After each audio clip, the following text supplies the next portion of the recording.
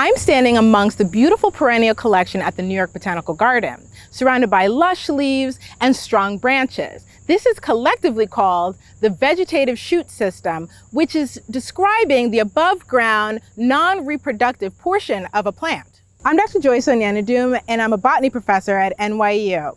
Welcome to Build a Plant, where we discuss the hot topic of plant anatomy. The vegetative shoot system is comprised of stems for structural support and leaves for photosynthesis. Without shoots, plants are not plants. So how do they form? Interestingly, individual plant cells and the entire shoot system are similar in how they grow. First, they elongate and then they thicken. In a shoot, the elongation phase is called primary growth because it occurs first. This is the topic of today's video. We will cover secondary growth, the thickening phase, in the next video. Indeterminate primary growth happens continuously throughout a plant's life, made possible by the activity of a tiny pool of stem cells at the tip of shoots. This powerful pool is called the shoot apical meristem, aka the SAM. In seed plants, the SAM is externally dome-shaped, like in this Coleus plant, but internally, it's like a factory, dissected into different departments with distinct functions. They work together to initiate all cells, tissues, and organs in the vegetative parts of plants during primary growth. The SAM dome can be dissected into layers or zones, depending on who you talk to. We'll begin with the tunica-corpus scheme, which separates the SAM into distinct layers based on the plane of cell division. Here, the tunica refers to the outermost tissue layers that exclusively divide anticlinally, that is perpendicular to the meristem surface. The tunica layers typically produce the epidermis. Just below these layers is the corpus, a body of cells several layers deep, where cells freely divide in various directions to add to the bulk of the shoot axis. The cytohistological zonation concept adds a bit more complexity, separating the SAM into zones based on location, rates of cell division, and the exact tissues and organs that they produce. At the very top is the central zone, where two equally important events occur. First, new cells are made to replenish themselves as the initiation site. Second, as more cells are generated at the initiation site, older cells are spit out of the central zone to feed into the two neighboring zones. Those zones are the peripheral zones on the flanking regions, which gives rise to the cortex, procambium, and leaf primordia, as well as the centrally located rib zone, which produces the pith. Classical anatomy also has terminology for the immediate derivatives of the SAM, tissues that have begun to differentiate but haven't quite finished cell division yet.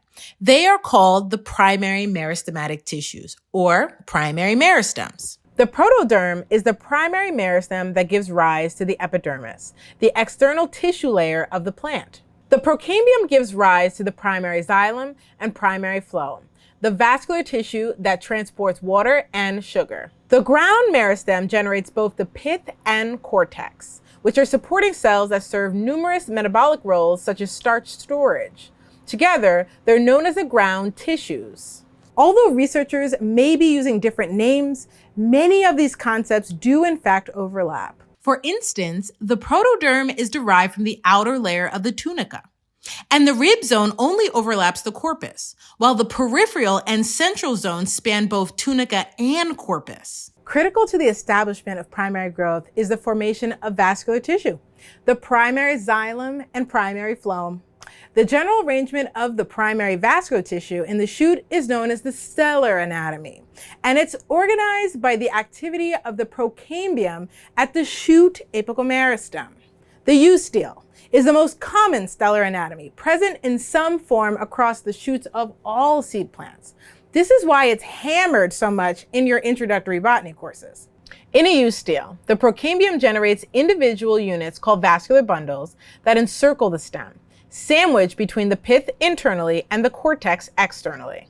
Everyone who has taken botany has seen a eustele. It is also the stellar anatomy in the plant model species Arabidopsis. So today, we will highlight how developmental modifications in plant evolution have led to novel stellar anatomies with significant functional consequences. Within the large angiosperm orders, Caryophyllales, we find numerous species with medullary bundles. Those are additional vascular bundles arising in the pith from procambium left behind by leaf, bud, or thorn traces. The number of medullary bundles can be plentiful, like the columnar cacti, where they're hypothesized to be associated with the evolution of having a large pith in such big succulent plants.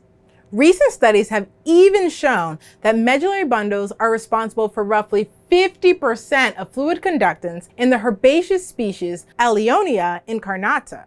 You may notice that these medullary bundles are eerily similar to the stems of monocots, which have scattered vascular bundles in an arrangement known as an atactostele. However, the vascular bundles in monocots arise from a different developmental process and have distinct structure.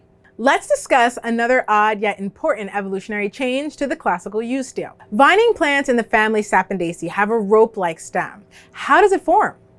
The young shoots that are experiencing primary growth have a eustele, but instead of the vascular bundles forming a ring towards the center, the bundles are way out to the edges of the lobed stem. By dislocating those bundles to the periphery, the vascular system is dissected, and the vascular tissues become compartmentalized. These separate units lead to a rope-like look in mature plants. Let's recap. The vegetative plant system is initiated and sustained through a process called primary growth, which involves elongation of the main shoot axis and the generation of new tissues and organs. Primary growth is executed through a tiny yet powerful pool of cells sitting at the dome of shoot apices, called the shoot apical meristem, or the SAM. The anatomical literature and molecular literature may be using different terms to describe the SAM, but they describe spatially overlapping regions that produce the epidermis, primary vascular tissues, and the ground tissues. The eustele is present in all seed plants, yet we find odd anatomical deviations from the norm, including medullary bundles and the rope-like stems of vines. And finally, while primary growth describes how shoots elongate, in the next video we will cover how plants bulk up through the developmental process called secondary growth.